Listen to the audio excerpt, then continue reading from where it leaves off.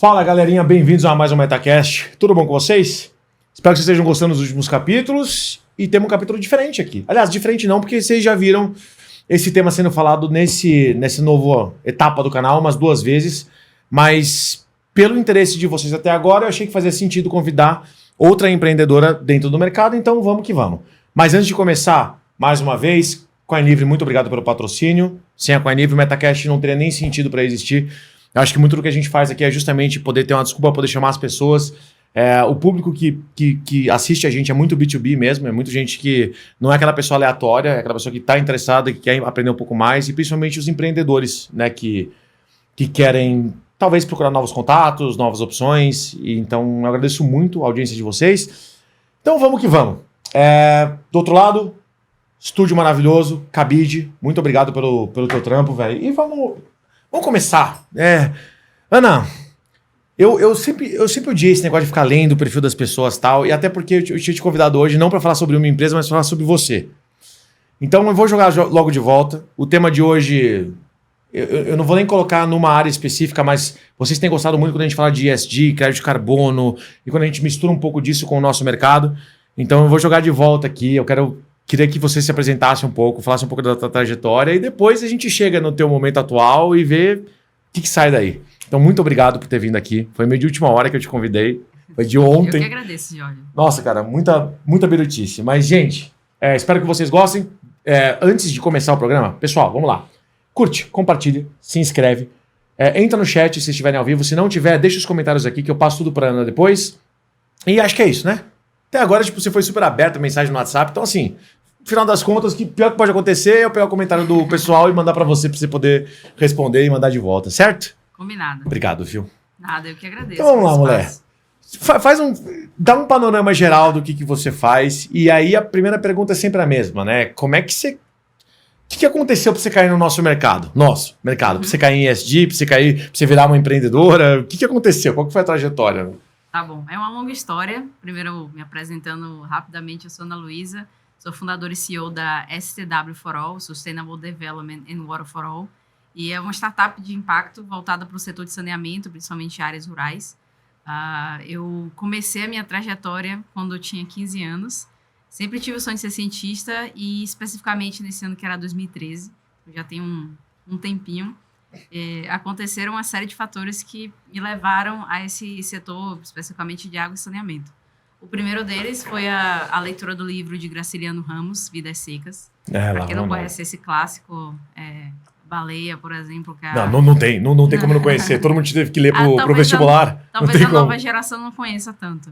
Mas foi um livro que me marcou muito por eu ser de Salvador e saber que essa necessidade de acesso à água, saneamento, era algo relevante, mas não conhecendo como aquilo afetava a vida das pessoas. Então, isso ficou marcado por um momento. O segundo acontecimento foi ver um post do Prêmio Jovem Cientista do CNPq. Aquele ano era um ano internacional pela cooperação da água. E aquilo me acendeu uma luz do tipo, poxa, eu achava que para ser cientista eu tinha que ir para a faculdade. Não sabia que no ensino médio, na época eu estava no primeiro ano do ensino médio, eu poderia... Isso que ano, mais ou menos? 2013. Tá. Eu não sabia que eu podia ser cientista estando no ensino médio. Então, eu comecei a pesquisar o que eu poderia fazer, lembrando do que eu tinha lido em Graciliano Ramos, para desenvolver uma tecnologia que com 15 anos eu pudesse desenvolver e, por outro lado, as pessoas que estão nas áreas mais isoladas mesmo do sertão pudessem usar por muito tempo, também com a pegada de sustentabilidade. Eu comecei a estudar várias tecnologias de água, não entendia nada sobre isso, não conhecia nada. E comecei a ver como existiam de fato diversas tecnologias diferentes, mas ninguém estava pensando lá para as pessoas do sertão. A maioria, no caso, das tecnologias dependiam de manutenção técnica, reposição de filtro. E quando a gente está falando de pessoas que sequer têm acesso à internet, isso era muito difícil de acontecer. E faz sentido, porque a maior parte das soluções que envolvem usar uma tecnologia diferente, de uma maneira ou de outra, você vai ter algum tipo de maquinário sendo instalado dentro de um espaço, de um estado, de uma cidade onde a população é mais carente. Então, se a ideia é justamente ajudar as pessoas que são mais carentes, achar que você vai ter a mão de obra já perfeita para poder fazer aquilo, não é tão simples assim. Então, tem um período de educação aí, não só a educação de usar aquilo que você está criando, independente do que for, mas de educar a população local para poder fazer o trabalho técnico que é necessário para poder fazer a manutenção e a evolução daquilo que foi criado, né? O que não é tão simples de se fazer. Sim, exatamente. Então foi um processo que foi muito ainda baseado na teoria do que é que dava para achar na internet. E aí eu achei uma metodologia que foi desenvolvida e aperfeiçoada por um instituto na Suíça, que é o SODIS, é uma sigla em inglês para Solar Water Disinfection. Basicamente consiste em falando bem tecnicamente mesmo, usar a radiação ultravioleta do sol para matar os micro-organismos que estão na água e são os causadores das doenças de veiculação hídrica, que no caso era o meu grande foco. Eu queria que as pessoas deixassem de ficar doentes por conta do consumo da água contaminada. Então, eu achei essa metodologia que eu achei fantástica. Poxa, como é que o sol trata a água e ninguém faz isso? Como que as pessoas... Agora vem cá, vamos lá. Já que a gente está falando desse assunto, ok. Consigo imaginar 3 tipos de problemas aqui para comunidades mais carentes. Primeiro, é o acesso à água, literal, não ter água. Quando a gente fala do sertão, a gente sabe que isso acontece em várias comunidades locais. Outro tem acesso à água, mas a água é de péssima qualidade. A maioria. E o terceiro às vezes não tem nem acesso a esgoto. Esse também é muito comum. Então, assim, uma tecnologia que resolva esse problema tem que tentar ajudar um dos 3. Sim. Até a gente pode fazer de salinização também, poderia ser possível, mas depende muito de onde que está o estado, né? Quando eu comecei a estudar sobre isso, eu achava que uma tecnologia só ia resolver o problema de todo mundo. E depois, quando eu fui me aprofundando, os anos foram passando, eu percebi que não, era um trabalho muito complexo, que existem diversas problemáticas de acesso à água, diversas problemáticas de saneamento, e para cada particularidade, de fato, precisa de uma tecnologia diferente adaptada àquele contexto. Claro que não são 10 mil tecnologias diferentes. Dá para a gente ter ali um mapa de talvez umas 10 principais que vão atender aquelas principais problemáticas e a gente consegue escalar.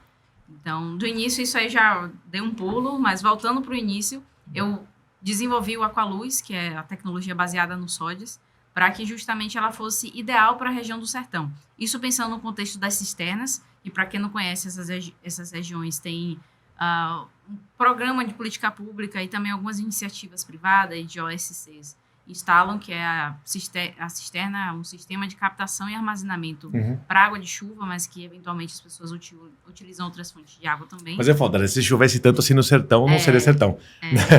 Enfim, se fosse uma fonte tão abundante assim, não teria tanto problema, né? Então a cisterna é ótima para poder armazenar quando chove, mas e quando não chove, né? Sim. Quanto dura aquele estoque? É complicado. um grande avanço, porque o que a gente acompanha nas histórias das famílias é que as gerações anteriores, e às vezes até a atual, porque a gente pega muitas famílias de idosos, elas tinham que percorrer quilômetros para poder achar uma fonte de água. E agora elas já têm a cisterna para armazenar, deixar mais próximo de casa. E agora, sim, melhor do que nada, com certeza. Não resolve o problema porque não gera chuva, mas ainda assim, melhor do que nada. Sim. E quando a gente está falando de água, não tem lugar que tenham pessoas morando que não tem água, porque sem água não tem vida. Então, de fato, todas as pessoas vão estar instaladas em áreas que, de alguma forma, elas vão ter acesso à água. E aí, claro, a gente tem problemas extremos, né, que eventualmente vai ter uma seca histórica, problemas climáticos que estão agravando cada vez, e aí os locais que tinham pouca água estão ficando praticamente sem água nenhuma. Isso aí já é uma outra questão. E, de novo, ele pode ter água corrente, mas pode ser uma água que está sendo contaminada por espécies de esgoto. Sim, que adianta ter água ali? Isso é o que mais acontece. Entre outras coisas, né? Você pode ter água parada, que por ser mal armazenada, você também está gerando foco lá de tantas outras coisas, entre dengue, que está voltou aqui uma epidemia absurda. Então, assim, só ter água disponível não significa que você tem água de qualidade, né?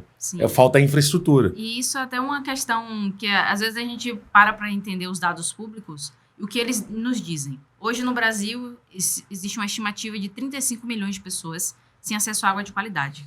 Mas se a gente for parar para analisar, que aí tá, beleza, 35 mil na população de mais de 200 milhões é uma parcela significativa, mas não é mais da metade. De saneamento, são 100 milhões, praticamente metade da população, 44, 45% da população brasileira sem acesso ao saneamento. Mas quando a gente cruza de perto esses dados, a gente percebe que a parcela da população que está inserida, que cai justamente nesse contexto, como água de qualidade por receber água da rede de abastecimento, se a gente for fazer análise daquela água ali, principalmente nas áreas que estão no finzinho mesmo do ponto de entrega, ela não vai estar potável. Não E vai é dar impressionante. próprio consumo. E você falando isso, eu não consigo parar de pensar na manifestação na Alesp, do pessoal arrebentando, que era contra a privatização da Sabesp. Eu queria saber o que essas pessoas têm na cabeça, de verdade. É porque Ou seja, é só você olhar, vamos existem lá. muitas questões políticas envolvidas. Pois é, então, mas vamos lá. O que o pobre tem acesso hoje? Internet, celular, TV. Isso ele tem acesso. Agora, esgoto ele não tem, água ele não tem, educação ele não tem, moradia ele não tem. Então, ou seja, tudo que o capitalismo, a privatização consegue oferecer, ele tem. Tudo que o governo deve oferecer, ele não tem nem acesso. Mas por que não lutar contra a privatização da Sabesp? Mesma coisa que foi com rede de gás, o escambau. Cara, deixa o mercado achar uma maneira de oferecer aquele serviço. Não é porque... O capitalismo não é tão malvadão assim, não precisa nem ser pago. A gente tem uma porrada de exemplo desses. Pô, linha de metrô aqui em São Paulo não é porque privada que é mais cara, é o mesmo valor. Sabe, eles têm outras maneiras de fazer aquilo gerar.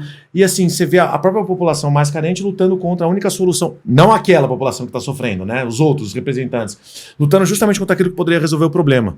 E eu tô fazendo essa provocação por quê? Não é para fazer politicagem, nada disso.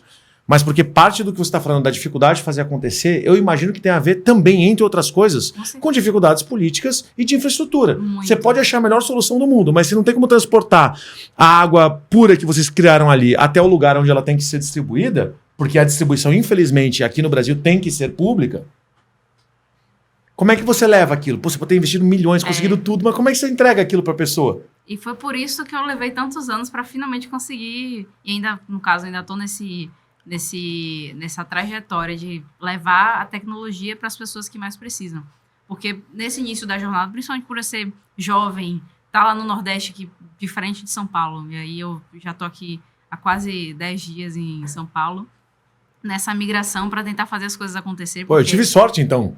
Porque eu te encontrei lá no evento. Qual que é o nome do espaço mesmo? Eu vou escrever. Learning Village. O Learning Village. Gente, esse espaço, ele é simplesmente incrível. Fica na Vila demais. Madalena. Sim. E é um dos lugares mais Marezinha. tecnológicos e lindos que eu já vi. Um prédio inteiro. A gente foi convidado para um café da manhã lá, que inclusive eles bancaram. Foi muito legal. Sim. Boa parte da comunidade tem a ver com o nosso mercado, inclusive, mas tinha a ver com startups, tecnologia. Foi sensacional. O que eu conheci de gente foda lá foi... Você é uma delas, mas de maneira geral foi sensacional. E que bom saber que você, que é uma pessoa que não é de São Paulo, veio aqui, foi impactado pela comunicação deles e estava lá, porque senão você não estaria aqui hoje. Eu embaixadora deles. Jura? De SG, sou embaixadora de SG. Sensacional, sensacional. Eu convido até vocês... Eu tenho que falar com o Gui, mas de qualquer maneira, fazer algum tipo de evento, alguma coisa que a gente possa criar para poder trazer o pessoal para lá poder conhecer o espaço. O espaço é muito porque é sensacional. fantástico. É demais. Eu tô indo praticamente 2 vezes por semana lá, porque... cada dia que eu vou é um network diferente, é uma oportunidade diferente que surge. Fora as oportunidades dos eventos que eles promovem. E tem um monte de vagas de trabalho, que nem tem no Cubo. Eles têm uma lista lá de necessidades das startups que estão lá. Eu trabalho lá, o STW fica lá como startup residente também. Então...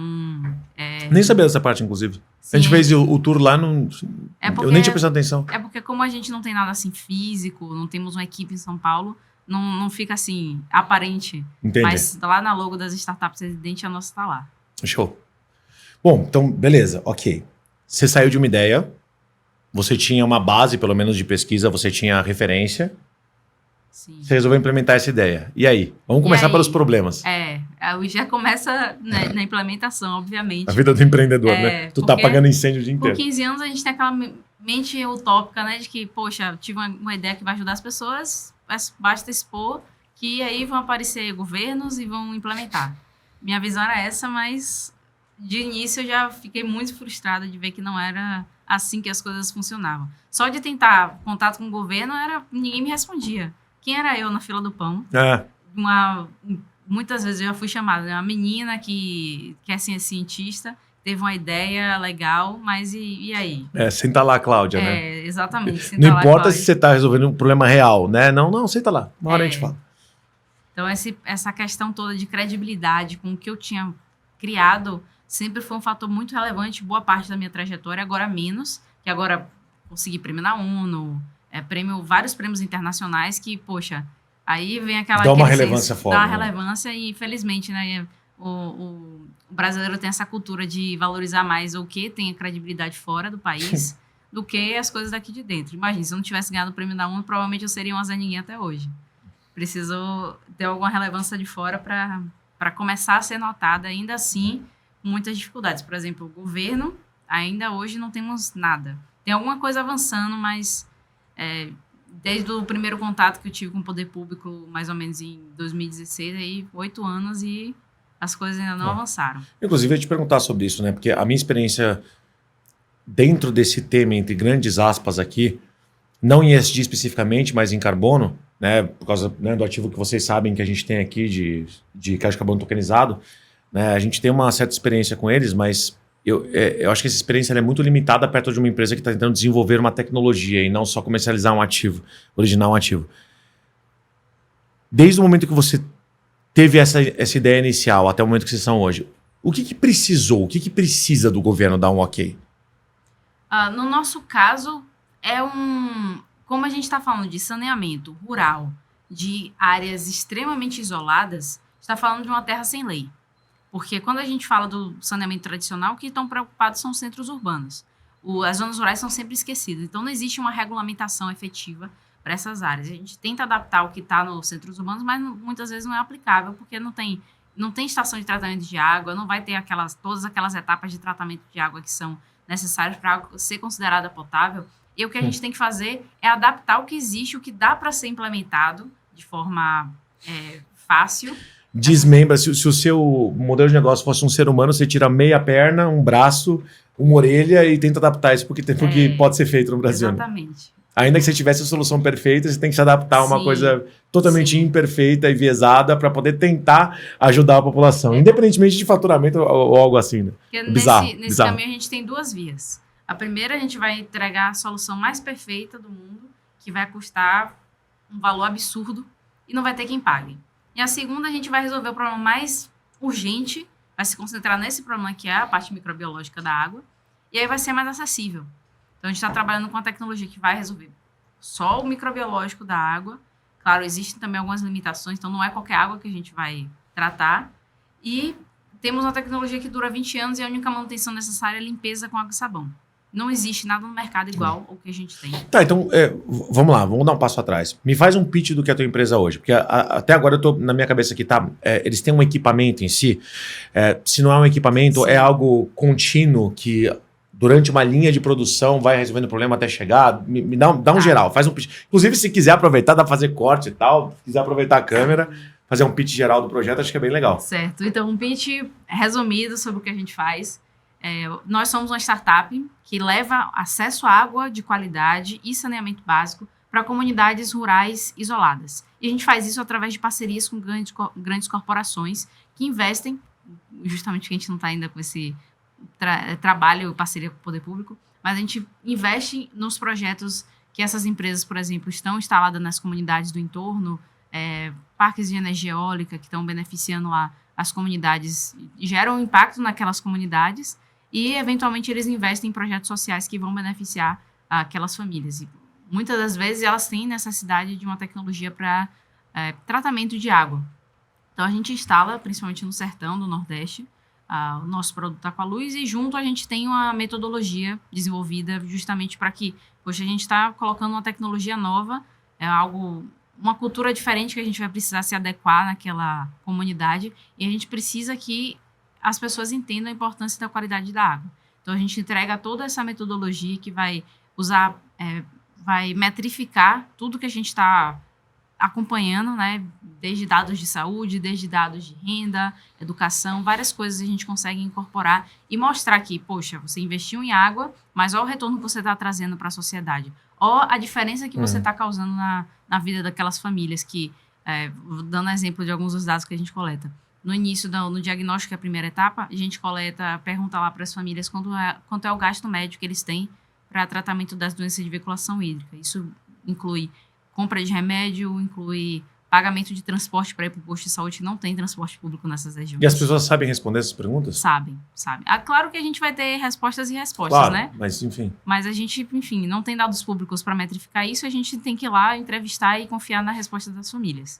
Mas aí a gente tem essas respostas no início e depois, 1 ano depois, a gente volta. A gente tem um acompanhamento durante esse tempo, mas aí o fechamento do projeto é mais ou menos 12 meses depois da implantação. E a gente vai perguntar o que é que a gente causou de mudança. Então, a gente pergunta de novo essas mesmas perguntas iniciais. E aí, as respostas já são diferentes. Então, eles vão dizer, não, agora eu já não fico, meus filhos não ficam mais doentes, não tenho mais esse custo. E a gente já percebe o quanto que a gente conseguiu economizar daquela família. Não só da família, mas do próprio poder público. Porque tem o custo, isso aí é um dado público, a gente consegue cruzar esses dados, mostra o quanto que o posto de saúde gasta para tratamento das doenças de veiculação hídrica. E aí, se a gente fizer um acompanhamento que, infelizmente, não conseguimos parceria com o poder público para ter esse acompanhamento de mostrar, depois daquele tempo que a gente executou o projeto, quanto foi que mudou. É que é foda, porque eles não têm interesse de ajudar a população. Esse que é o grande ponto do poder público, né? Um exemplo atual disso, eu não sei, bom, claro, as pessoas não são educadas de maneira geral a pesquisar sobre esse tipo de tema. Eu mesmo, eu acabo pesquisando só para aquelas áreas dos meus clientes que estão interessados. Mas tem um dado público que é fácil de você achar agora, que estão falando muito sobre a dengue, custa muito mais para o governo tratar as pessoas que vão para um posto de saúde no SUS com dengue do que seria para comprar a vacina. Sim, e foi negada porque é interesse político, né? Não molharam a mão o suficiente, então não tem vacina para dengue. É bizarro, então não tem interesse. Não tem interesse deles de resolver o problema. Eu tenho certeza que o negócio é, vocês são uma empresa. Era só eles não complicarem. Se só não complicar, você já consegue resolver, eles não precisarem nem gastar. Já seria uma economia do outro lado, né? Do lado do SUS, da saúde pública, e não precisa nem gastar. Você não está pedindo pro governo investir 1 bilhão na tua empresa. Entende? Até porque ele nem pode, né? O ponto era só não complica, cara. Só deixa acontecer que a gente resolve o problema. Mas, infelizmente, o Brasil, a gente tá meio que nas mãos de pessoas que não têm interesse das pessoas como prioridade. Justamente que eles deveriam ter, né? É o cara de TI que não quer trabalhar com computador. Ele é demitido, né? Só que, infelizmente, o político não pode ser demitido. Exatamente. A gente tem muitos políticos que estão lá no cargo, mas não tem interesse de melhoria da qualidade daquela população. Às vezes usam isso como moeda política. A gente tem várias comunidades que eles não têm interesse de implementar nenhuma infraestrutura de melhoria, porque eles, na época de eleição, eles compram carro-pipa, doam um galão de água para as famílias que eles dizem que vão votar neles. Então, imagine, se aquelas famílias não dependessem desse caminhão-pipa, tivesse tudo resolvido... Já não ganha voto. Já não ganha voto. Isso é uma realidade muito comum nos interiores, que a gente sabe que aquilo que a gente via nos livros de história, voto de cabresto, tudo isso ainda existe, só que não da maneira que era antes. Não tem mais chicote. Né? Agora é só o chicote, é o assistencialismo, enfim... Vou nem entrar muito nisso. Mas vamos lá, acho que tem duas vertentes aqui que eu queria mais te perguntar, até por curiosidade minha. Uma delas a gente já conversou antes, outra delas ainda não. Mas vamos lá. Um projeto como esse, você tem 2 tipos de auxílios que podem acontecer, né? Primeiro, a desintermediação ou a não complicação por parte do governo. Outro deles é o auxílio privado. Né? Você já falou sobre possíveis empresas que poderiam ter interesse em fazer com que o projeto de vocês fosse para frente. Me fala um pouquinho mais. Primeiro, né? O que uma empresa tem a ganhar? Claro, vamos tirar de lado aqui, tipo assim, ser uma empresa mais verde ou ajudar as pessoas ou o marketing por trás disso. O que uma empresa tem a ganhar hoje, o que poderia ter a ganhar hoje para poder te ajudar e se isso está acontecendo, e depois a gente vai para a parte do governo. Certo. Vou dar um exemplo do mais óbvio, que são algumas empresas, por exemplo, do setor de energia eólica. Elas têm lá sua instalação numa área rural, de uma comunidade do sertão, aí, Nordeste principalmente, e elas têm no entorno essas comunidades que vão ter diversas problemáticas. E ela vai causar um impacto ambiental lá naquela região, além de, claro, lucrar bilhões com aquele empreendimento. Então, a gente aí tem vários problemas. E se pesquisarem na internet, vão ver casos de comunidades que bloqueiam as rodovias, porque as empresas estão jogando terra na casa deles por passar as turbinas fazendo zoada, barulho, e aí as famílias tendo até problemas psicológicos por conta disso, a sombra que as turbinas causam. Existem diversas problemáticas que, claro, a gente não vai resolver com acesso à água. E também não é problema seu resolver isso. Né? Enfim, a gente pensa como energia renovável, algo que só tem impactos positivos, mas na verdade não é bem assim. Quem estuda isso fundo sabe que eles causam muitos problemas sociais e ambientais, principalmente para as regiões que eles estão inseridos. E aí uma forma deles compensarem, bem entre aspas, essa problemática, eles investem para resolver outras questões da comunidade. E aí o que eles podem é contratar a gente vai lá, faz todo o nosso serviço social, que é uma metodologia feita e otimizada durante anos do nosso trabalho. A gente tem a primeira implementação do projeto desde 2019. Então a gente já evoluiu muito, já agregamos tecnologia, tem várias outras coisas que a gente está trazendo de inovação para esse serviço, para que a gente consiga garantir a qualidade. Sim. Não é só chegar lá e entregar o produto. É todo um trabalho social que a gente faz. E a empresa, ela usa esses dados que a gente está trazendo e a relação da comunidade que a gente está melhorando. Então, esse trabalho bem feito é justamente para trazer esses resultados. E a gente consegue entregar materiais de marketing também, né? Mas que não é o principal. Infelizmente, hoje as empresas veem esse material como principal, mas para aqueles que entendem de fato sobre como é o ESG de verdade, sabe que o mais importante é o que está ali de fato acontecendo. Não é aquilo que está sendo mostrado em um vídeo, em uma foto. É viver a realidade de fato. Então, a gente entrega esse Media Kit, que a gente chama, com vídeos, depoimentos das famílias, depois de ter aquele impacto na vida delas. Fotos, localização georreferenciada até para compliance. E, poxa, eu quero lá comprovar que, de fato, foi entregue aquelas tecnologias naquelas localizações. Eles podem lá verificar. Temos os relatórios de impacto, que a gente entrega, mostrando tudo isso que eu contei, né? Todos os exemplos que eu dei, claro. Todos os KPIs que a gente utiliza no projeto, está nesse relatório. E a gente tem até um que é o nosso destaque, que ele meio que resume tudo, que é o SROI, é o Retorno Social do Investimento.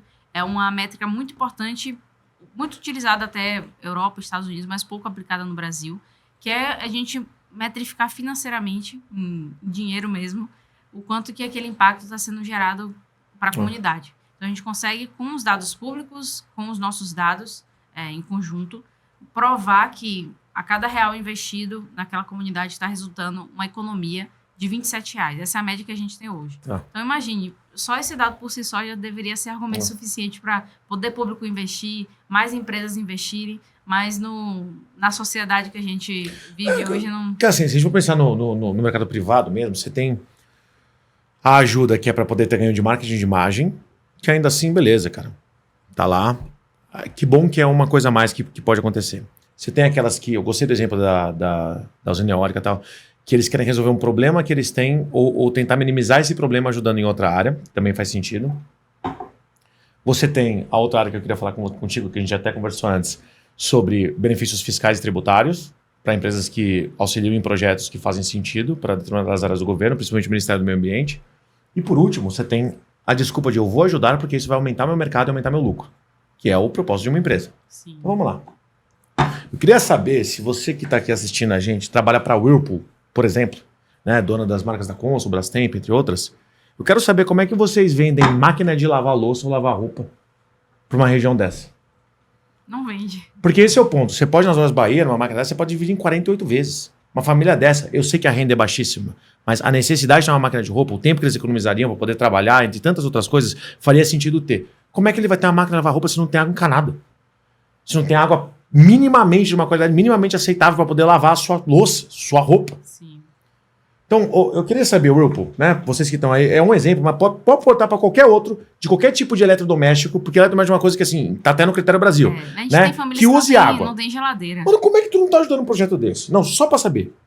Só para saber. Porque auxiliar um projeto desse hoje, tipo assim, eu sei, como vários outros, você pode ajudar com R$1, você pode ajudar com milhões. Isso para nem falar no benefício fiscal.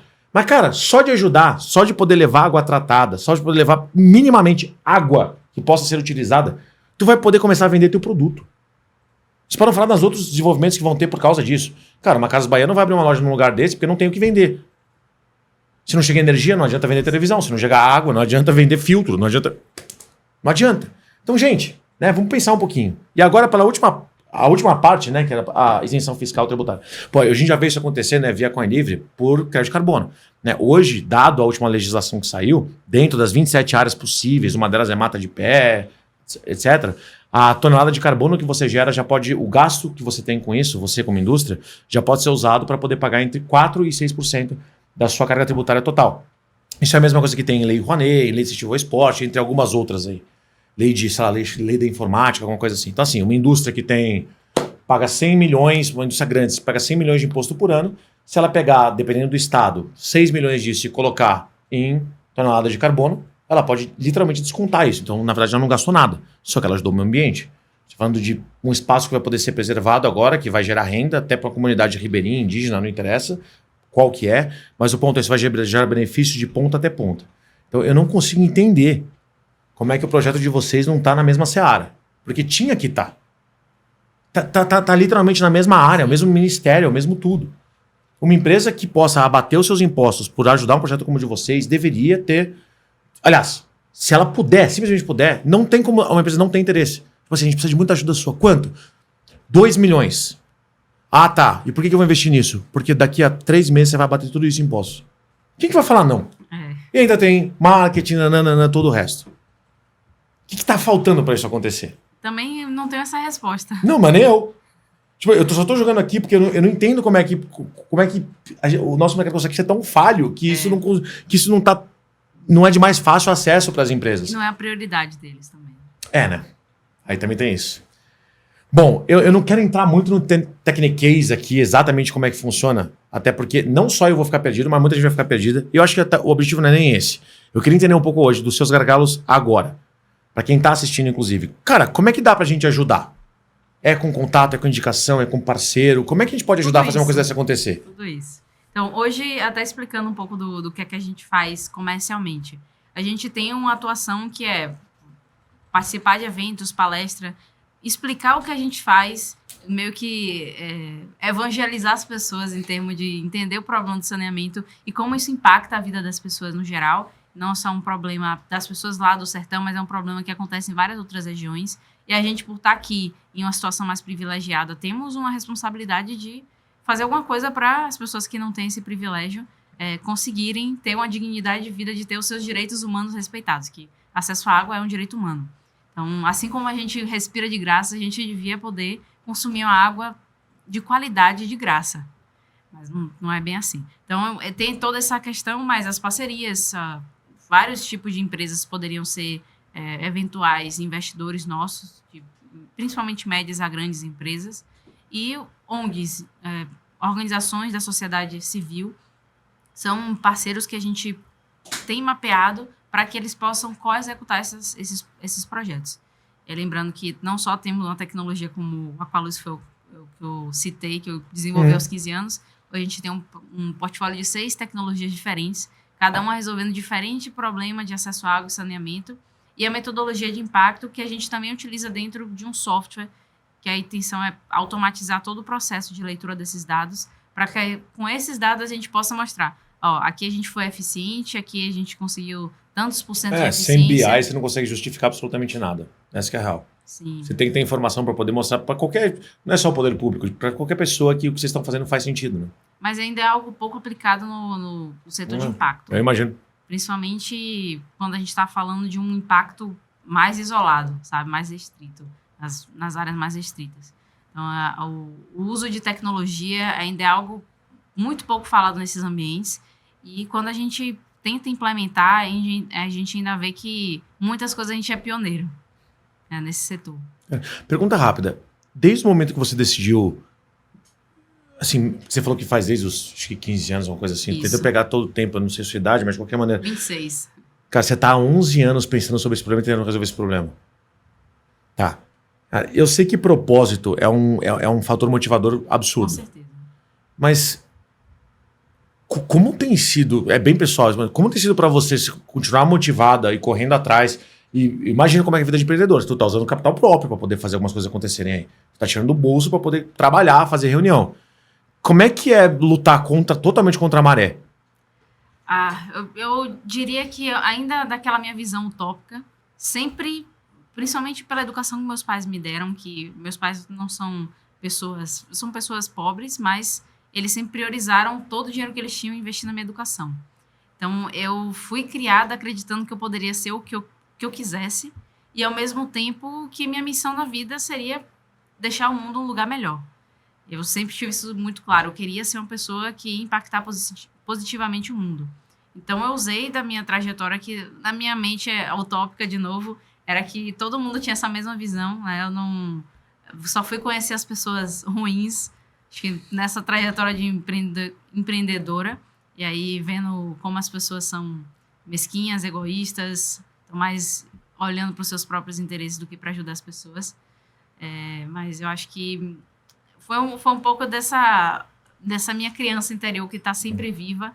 Eu sempre revisito o porquê que eu estou aqui, por que eu estou no mundo, por que eu estou na STW, por que eu não desisti nas mais diversas portas fechadas, as mais diversas dificuldades, das mais diversas rasteiras que a gente levou nesse caminho e continua levando, porque apesar de eu estar 11 anos, a gente tem 25 mil pessoas impactadas em 15 estados do Brasil, mas, de novo, 35 milhões de pessoas sem acesso à água no Brasil, 100 milhões sem acesso a saneamento. Se a gente for dados globais, chega a quase 2 bilhões de pessoas que a gente poderia estar ajudando efetivamente. E é isso que me faz estar com essa chama, sabe, acesa no coração.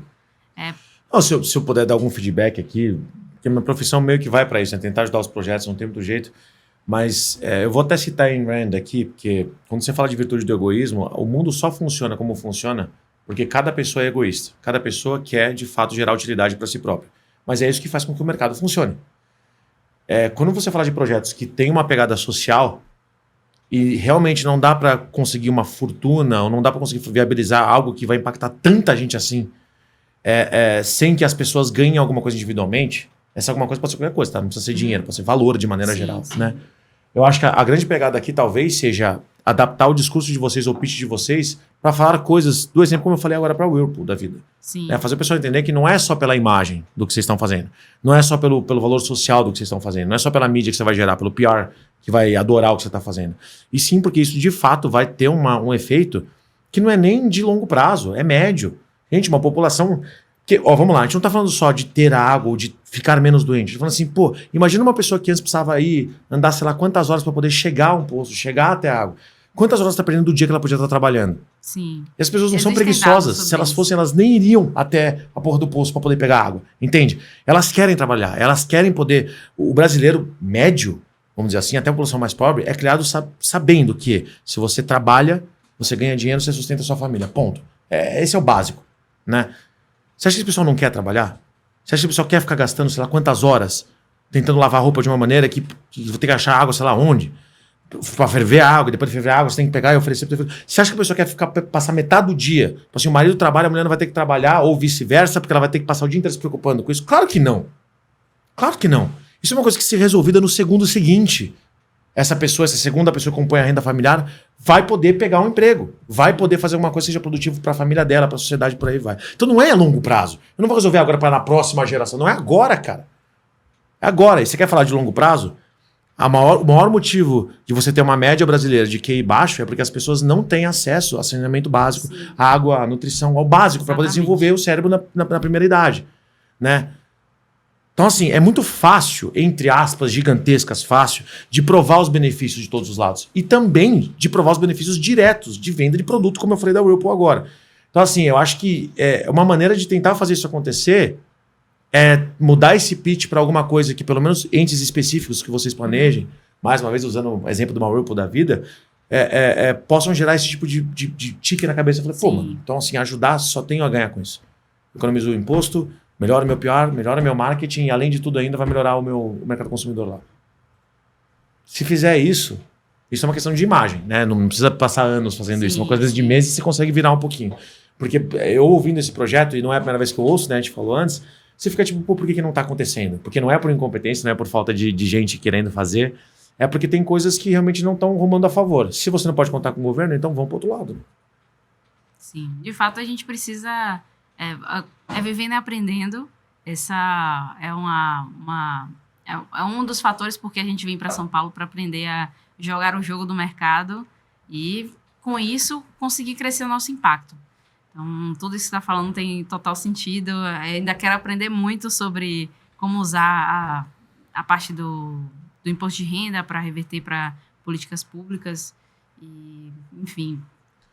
Tem um rol de oportunidades. Cara, não dá para fazer tudo ao mesmo tempo, né? Ninguém enfim, ninguém é burro de falar que, sim, todo mundo... Aquela coisa, né? Se você faz tudo ao mesmo tempo de uma maneira muito rasa, é aquele pato, né? Não nada direito, não anda direito, não voa direito. Não tem muito o que fazer.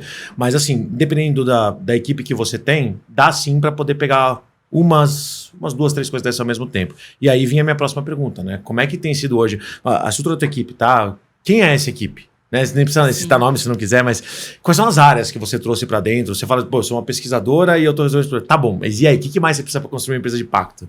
Eu tenho minha sócia, que ela é engenheira ambiental, eu sou de biotecnologia, ela é engenheira ambiental, e a gente tem uma equipe multidisciplinar das mais diversas áreas. Então, temos uma equipe de comercial, marketing, pesquisa e desenvolvimento, administrativo, financeiro, e a parte social, né, que é extremamente importante, a parte de projetos. Então, cada pessoa com o seu domínio da sua área, a gente consegue fazer as coisas acontecerem. Uma equipe bem diversa, bem multidisciplinar, e que a gente acredita que só assim a gente consegue fazer bem o que a gente faz. E todo esse pessoal tá no Nordeste hoje? O escritório de vocês é lá? A gente não tem escritório, até falando redução máximo de custo, né? A gente está falando de um setor que ainda é pouco investido no Brasil, a gente ainda tem várias dificuldades financeiras, falando bem sinceramente. Então, a gente optou por não ter escritório, trabalhar home office. E a gente também tem membros em estados diferentes. Minha sócia, ela fica no Ceará, a gente tem membro na Paraíba, temos aqui em São Paulo outra pessoa antes de eu vir para cá. Já tínhamos uma pessoa em São Paulo, mas a maior parte mesmo fica na Bahia. E aí, dentro da Bahia, a gente tem pessoas em Salvador, pessoas na região metropolitana, pessoas no interior da Bahia. Então, o home office sempre foi o modelo mais efetivo para a gente trabalhar. Cara, eu vou te falar, tem uma coisa no meu dia a dia, quando eu trabalho para startups de maneira geral, que o que a gente não pode resolver com o C-Level as a Service, a gente traz parceiros. Né? Então, eu tenho vários advogados que eu posso botar como CLO em algumas startups. Mas tem outras que não precisa de um CLO. Ela precisa de uma assessoria jurídica, que pode ser por uma questão única ou uma coisa mensal de valor menor. Não precisa de um diretor, um grande diretor jurídico. E aí eu tenho, sei lá, algumas empresas jurídicas para poder ir lá e ajudar. Mesma coisa com contábil, financeiro, tributário. Várias dessas áreas que o pessoal entende meio que como shared services ou negócios auxiliares.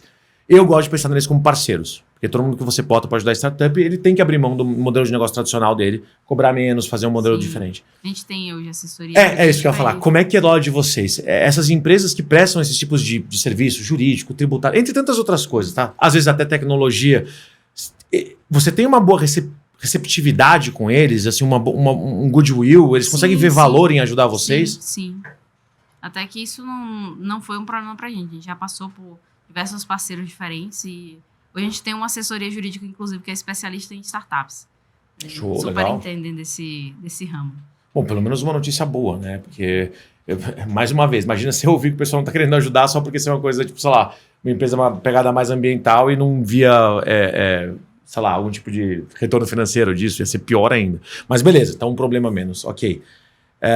E ainda assim, dentro... a subpartição disso, eu falei do jurídico e tal, você falou que eles são especializados em startups, principalmente seus advogados.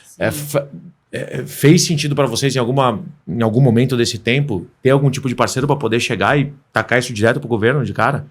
Gente que entendesse como mexer com o governo? Porque... Sim, é isso que está fazendo as coisas acontecerem agora. Boa. Porque quando a gente estava por conta própria, nada rodava.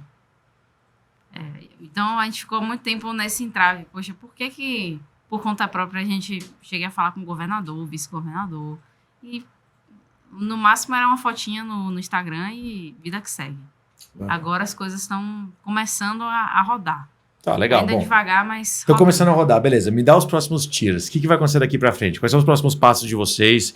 A ideia é ficar mais aqui, é pegar parceiros que façam outras coisas, correr atrás de governo. Qual que é o planejamento daqui para frente? Até porque se tiver alguém aqui assistindo a gente que queira ajudar de alguma maneira, acho que é interessante o pessoal saber o que vocês estão correndo atrás agora para poder saber se pode ajudar agora, se é uma coisa mais para frente. Então, meu foco estando em São Paulo é movimentar o comercial. Eu quero me reunir com o maior número de empresas possíveis que possam eventualmente se tornar clientes, parceiros da STW, assim como as ONGs. Também falando em palestra, visibilidade sobre o tema. Eu preciso trazer visibilidade para o tema de saneamento e, ao mesmo tempo, algo que a gente estava conversando lá no Learning Village. Eu quero ser uma palestrante para poder falar um pouco do meu trabalho, da minha história, a trajetória, seja em eventos, seja dentro das próprias empresas. Isso é uma forma até mais fácil deles contratarem e aí esse recurso ser revestido para as causas sociais. Então, tem várias formas de ajudar a gente, com certeza, se pensar em algum contato que poderia indicar de amigos, pessoas que já eventualmente trabalharam com a audiência. Seria também muito bom. Tem o contato no LinkedIn, no Instagram. Me seguir nas redes, curtir, engajar. Também super ajuda. Eu tô achando... Eu dei uma risada aqui quando você estava falando de ser palestrante e tal, só que eu fiquei imaginando... A gente sempre fala que no nosso mercado, quando a gente fala de blockchain, essas coisas, teve uma hype muito negativa, né? Porque teve muito golpista aí no mercado, teve exchange que faliu, gente enorme que deu golpe em todo mundo. E quando você estava falando isso, eu falei assim, cara, até o mercado de vocês tem hype também. Sim. Agora tá todo mundo falando de carbono. enquanto todo mundo fala de carbono, as outras áreas, não é que elas deixaram de ser relevantes, mas por causa do hype, não tá mais falando disso. O carbono quita o problema dos países, da maior parte dos países das indústrias no Tratado de Paris. A água não. Por quê? Perdeu o hype. Não tá no momento. Não tá no momento para resolver o problema de saneamento, de acesso à água. É muito bizarro. Eu vi um meme. Pô, mas não é só a gente, são vocês também. Eu vi um meme que era uma mesa, como se fosse a mesa de conferência de jornalismo, em que a pessoa que tá falando de carbono tinha uns 15 microfones e a pessoa de saneamento não tinha nenhum. É isso que acontece de fato. Mas até aí, bom, acho que então, para resolver esse problema é tentar botar tudo na mesma seara. Né? O mesmo benefício que o mercado tem, o outro também teria que ter, né? Que a gente até falou um pouquinho antes. Acho que a gente tá anos-luz atrás disso. Sei não, viu? Não sei não. Às vezes é uma boa pessoa lá que saiba mexer com influência política e tal, talvez consiga botar ali. Mas enfim, né? Tipo, não tem muito jeito. É desafio de toda a área.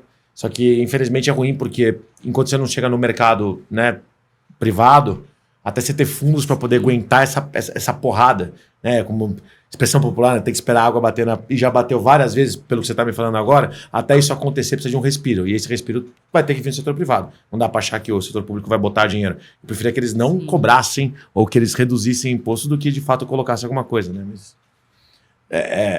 rezar para poder ter algum tipo de coisa assim, mas atuar para ir no que é mais direto, né? Não tem muito o que fazer. Até em termos de lei de incentivo mesmo, que a gente está falando. Não tem nada que fale de saneamento, de acesso à água e saneamento. E tipo, uma última pergunta. Mais uma vez, é uma área que a gente já tocou antes. E uma experiência que eu tenho tido, né? Tanto com a Coin Livre quanto com os outros projetos que a gente pega.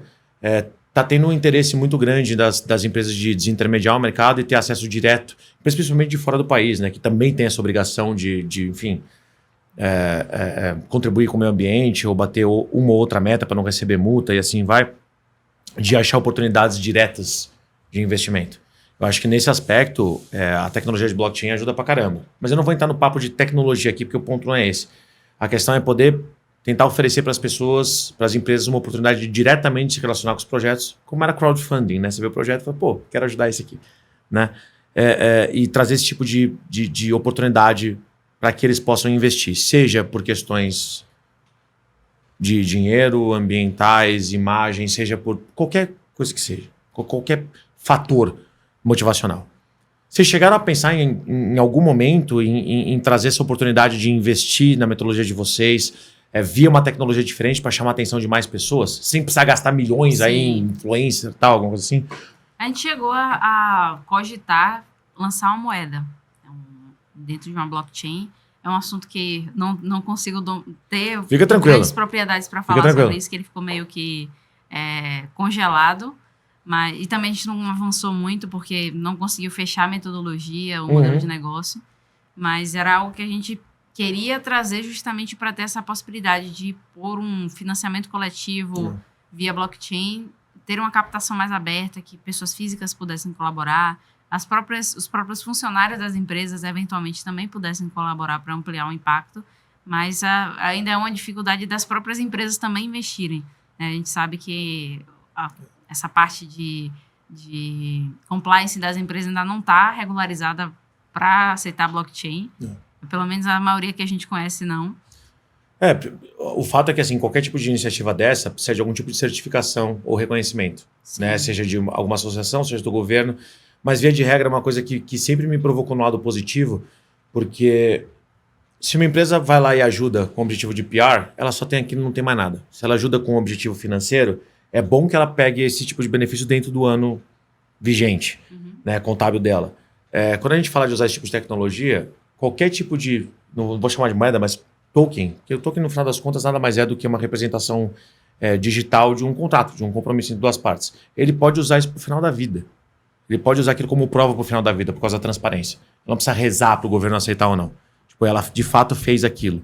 Então, quando eu olho para esses segmentos de mercado, eu fico pensando, poxa, talvez seja mais fácil uma empresa aceitar a mesma coisa que vocês já estão vendendo, só que de forma digital, simplesmente por saber que ela poderia usar isso, pode ser esse ano, ano que vem, quando for necessário, por ter a prova de que de fato aquilo não só gerou impacto, né, ver tudo acontecendo de ponta a ponta, de maneira digital, né, auditável, mas do outro lado também pudesse comprovar, olha, de fato eu coloquei essa quantidade de dinheiro, eu gerei esse tipo de benefício, pega os dados de vocês, olha, eu gerei esse tipo de economia até de capital. Então, É uma maneira da informação ficar mais aberta para as pessoas e as empresas terem de fato a certeza de que aquilo que ela fez para poder contribuir foi não só documentada, mas ela pode mostrar aquele ativo. Não um contrato que ela fez com vocês, mas mostrar que realmente ela fez aquela operação de ponta a ponta.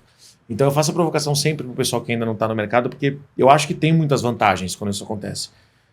E você não precisa, no final das contas, minha opinião, tá, pessoal? Tô acabando falando muita coisa aqui porque eu tô, né, interessado no projeto.